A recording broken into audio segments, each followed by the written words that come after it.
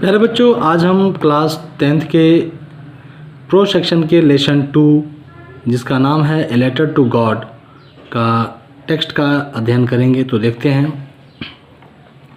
कह रहा है the older boys were working in the field. The older boys बड़े उम्र के लड़के वेयर वर्किंग काम कर रहे थे इन द फील्ड खेत में। जो बड़े बच्चे थे वो खेतों में काम कर रहे थे, खेत में काम कर रहे थे। वाइल जबकि स्मॉलर वंस छोटे बच्चे were playing near the house. जबकि छोटे बच्चे क्या कर रहे थे? प्लेइंग खेल रहे थे नियर द हाउस घर के पास, घर के नज़दीक। अनटिल तभी द ओमेन वह औरत कॉल्ड बुलाई टू देम ऑल उन सभी को। तभी वह औरत उन सभी को बुलाई कि कम फॉर डिनर कि भोजन के लिए आइए। It was during the meal भोजन का समय था। It was during the meal भोजन का समय था। डैट कि जस्ट एज लेंचो जैसा कि जस्ट एज मतलब जैसा कि लेंचो हैड प्रेडिक्टेड, जैसा कि लेंचो ने हैड प्रेडिक्टेड, प्रेडिक्टेड का मतलब होता भविष्यवाणी करना।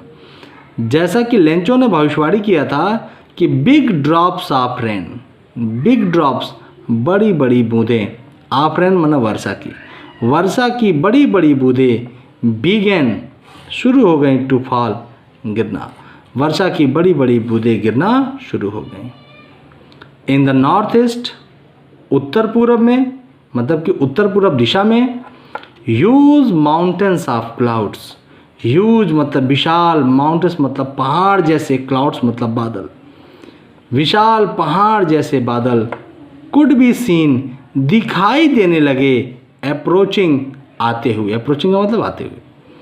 उत्तर पूर्व में विशाल पहाड़ जैसे बादल आते हुए दिखाई देने लगे। द एयर वाज फ्रेश हवा फ्रेश थी, तरोताज़ी थी। एंड स्वीट और भीनी भीनी खुशबू दे रही थी। The man went out for no other reason. The man उस आदमी के वेंट आउट बाहर निकलने का, for no other reason, no other reason मतलब कोई दूसरा कारण नहीं था। उस आदमी के बाहर निकलने का कोई दूसरा कारण नहीं था।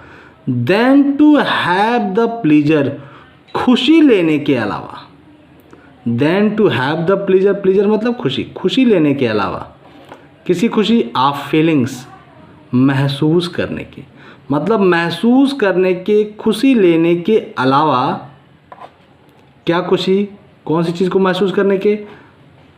द रेन वर्षा की, वर्षा की खुशी को महसूस करने के अलावा कहाँ पर? ऑन हिज बॉडी अपने शरीर पर। तो अपने शरीर पर वर्षा के खुशी को महसूस करने के अलावा the man went out for no other reason, उस आदमी के बाहर निकलने का कोई दूसरा कारण नहीं था। These are not rain drops falling from the sky. These मतलब ये, आर मतलब है, नॉट मतलब नहीं, ये नहीं है रेन ड्रॉप्स वर्षा की बूंदें। कह रहा है कि दीज आरंट, आरंट मतलब आर नॉट, कि दीज मतलब ये, ऑरेंट मतलब आर नॉट मतलब नहीं है। रेन ड्रॉप्स वर्षा की बूंदें, ये वर्षा की बूंदें नहीं हैं। फॉलिंग जो गिर रही हैं फ्रॉम द स्काई आकाश से, मतलब ये जो आकाश से गिर रही हैं वो वर्षा की बूंदें नहीं हैं। दे आर न्यू कॉइन्स, दे मतलब वे, आर मतलब है, न्यू मतलब नए, कॉइन्स मतलब सिक्के, ये तो नए सिक्के हैं। द बिग ड्रॉप्स बड़ी बूंदें, आर मतलब है 10 सेंट पीसेस, 10 सेंट के टुकड़े, जो बड़ी बूंदें हैं वो 10 सेंट के टुकड़े हैं। एंड द लिटिल वंस और जो छोटे छोटे टुकड़े हैं आर 5, वो 5 सेंट के टुकड़े हैं।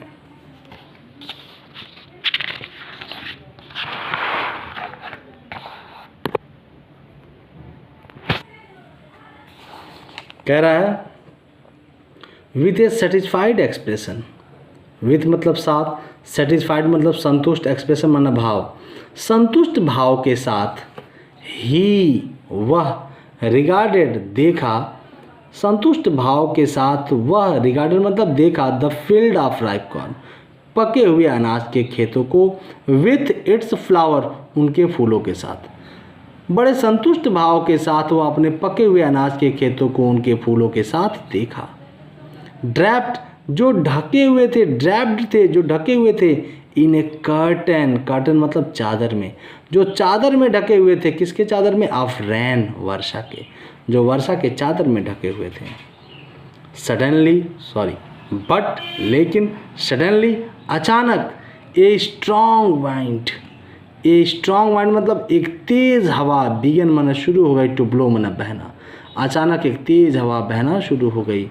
एंड, और, along with the rain, along with का मतलब होता है साथ साथ, किसके साथ साथ? द रेन, वर्षा के, और वर्षा के साथ साथ वेरी लार्ज हेलस्टोन, वेरी मतलब बहुत, लार्ज माने बड़े बड़े, हेलस्टोन मतलब ओले, और बहुत बड़े बड़े ओले, बिगन माने शुरू हो गए, टू फॉल माने गिरना, और वर्षा के साथ साथ बहुत बड़े बड़े ओले गिरना शुरू हो गए।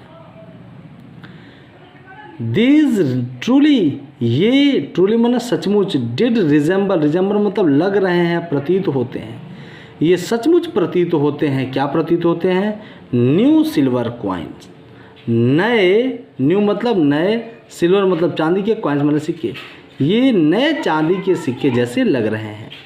द बॉयज़, वे लड़के, एक्सपोजिंग, एक्सपोजिंग मतलब खुला छोड़ दिए, देमसेल्फ मतलब अपने आप को, स्वयं को, वे लड़के स्वयं को खुला छोड़ दिए, टू द रैन, बारिश में, वर्षा में, वे लड़के स्वयं को वर्षा में खुला छोड़ दिए।